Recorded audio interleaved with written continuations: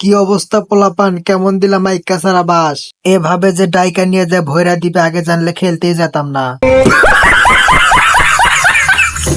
এরে শান্ত, তুই কোনো কথা বলবি না। তুই আজকের ম্যাচে ডাক মারছিস, তোর কোনো কথা এখানে চলবে না। मारो हमको जिंदा मत छोड़ो सालो।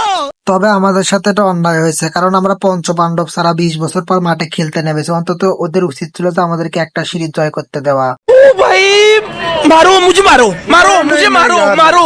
তোরা নাকি খুব শিখতে পারিস, তাহলে আবার পঞ্চ পাণ্ডবের কি প্রয়োজন? পঞ্চ পাণ্ডব ছাড়াই নাকি ওদেরকে ভৈরা দিবে।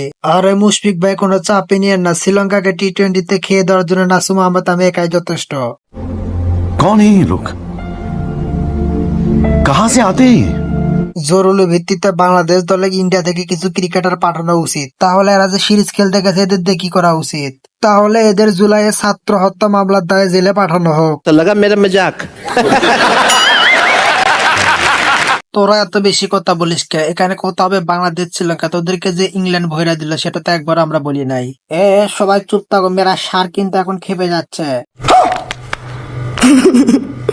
কত বড় মুখ করে আমি তোদের হয়ে কথা বললাম, কিন্তু তোরা তো আমার মান সম্মান কিছুই রাখলি না। তোর মান সম্মান থাকলে তো তোর মান সম্মান রাখবে। তামিম ভাই, আপনি কোনো চাপ পেলেন না। আমি ওয়ানডে তে একটা ডাক মারছি, কিন্তু টি-20 3 ম্যাচে 3টে ডাক মারা দিমো। এরে কেউ এই ডান্ডা ছাড়া সান্ডারে আমার চোখের সামনে থেকে সরা। तेरा बाप यहाँ छोड़कर गया था कि तेरी माँ? तो लगा मेरा मजाक। কথা হচ্ছে যে ভাই, যে করে হোক আমাদের টি-20 কাম ব্যাক করতে হবে। আপনারা কাম ব্যাক করবেন না, কাম অন করবেন, এত কিছু আমরা বুঝি না। টি-20 ম্যাচ হারলে বেতন বন্ধ। অ্যাঞ্জেলো টাইম আউট ভাই। বলতেছিলাম কি যে বাংলাদেশের কি উল্টা করে ভরে দিব না খারাপ করে ভরে দিব?